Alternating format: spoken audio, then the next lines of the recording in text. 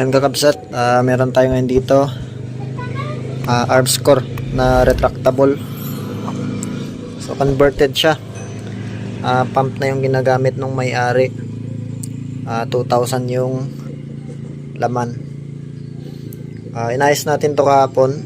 Nagpalit tayo ng mga o-ring dito, isang o-ring dito, tapos yung nasa gitna, yung nandito, yung malaki, then yung kanyang valve sa firing pin, ano na siya, luma. So punit-punit siguro, nilalaro pa rin to kahit walang laman na hangin, kaya doon nasisira yung ating valve. Niliha lang natin dahil wala naman tayong spare part na valve, so niliha natin hanggang sa makuha natin yung tamang hulma ulit. Tapos inilapat natin dun sa kanyang housing, valve housing. Yan. So okay na ngayon. Bale hindi natin pinuno. Yan yung karga niya ngayon, nasa 1.9 or 1.8. Pinapatesting din sa atin yung groupings niya, pero hindi pa natin nasusubukan dahil ito, kailangan pa nating ayusin yung scope niya. Lost thread yung dito, gumagalaw. So papalit pa tayo ng kanyang Allen screw. Ayan. So wala na siyang singaw. Ayan, ayos na. So nagkakaroon lang tayo ng problema sa kanyang groupings, pero subukan pa rin natin. So testing tayo sa Astro na resize. Target natin 20 meters. Ayan. So di pa natin alam kung ilang shots yung nagagawa sa kanyang fill natin. Maliit lang kasi yung tangke na ito, hanggang dito lang yan. Halos yan, isang dangkal yung kanyang tangke. Ayan, so hindi naman tayo expert sa pagdating sa ganito. Nagtiwala lang sa atin yung may-ari na sana maayos natin, so sinubukan natin at okay naman yung ginawa natin. So wala na siyang singaw. Bale ang concern na lang ng may-ari dito ay yung kanyang groupings. So nag-test fire tayo kahapon, 3 shots, pero ito yung pellet niya hindi siya resize.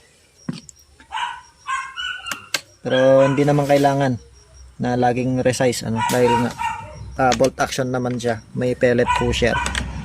Pero subukan pa rin natin yung na-resize na pellet para makita natin yung difference ng groupings niya.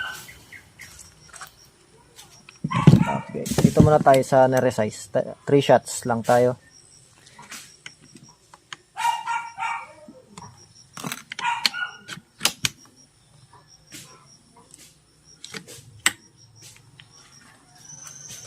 Try natin kung hindi siya nahuhulog.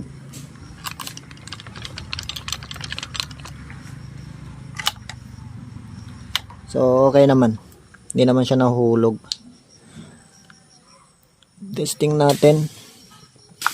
Okay, hindi natin makita yung so yung papel na yan, target natin 20 meters. Testing tayo sa kanyang groupings. Okay, first shot tayo.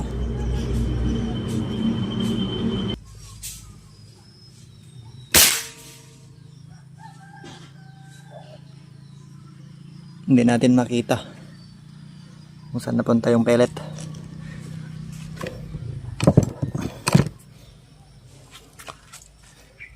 So ayan kakabsat, at nahanap na natin yung sweet spot ng dapat na karga lang ng kanyang tangke. So range lang tayo sa ayan ito. Wag natin isagad sa 2,000. Kaya pala hindi na ipapatama nung may-ari. Sinasagat nila sa 2,000. So, doon lang tayo sa 1.6 or 1.5 down to 1,000. 4 shots lang yon. Dahil nga maliit lang naman yung tangke natin. 4 shots. So, tignan natin yung groupings niya. Naayos na natin. Almost 1 hole na siya. Or 1 hole. Ito. Astro, yung gamit natin na bala. Ayan. Ito yung naging groupings natin kanina. Ito yung 2,000. Ayan, down to 1.8. So, sobrang layo. Tapos ito yung last.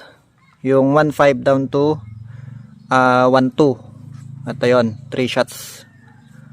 Or 4 shots. Ito yung 4 shots natin. Ayan o, pasok na siya. Ayan, so all goods na.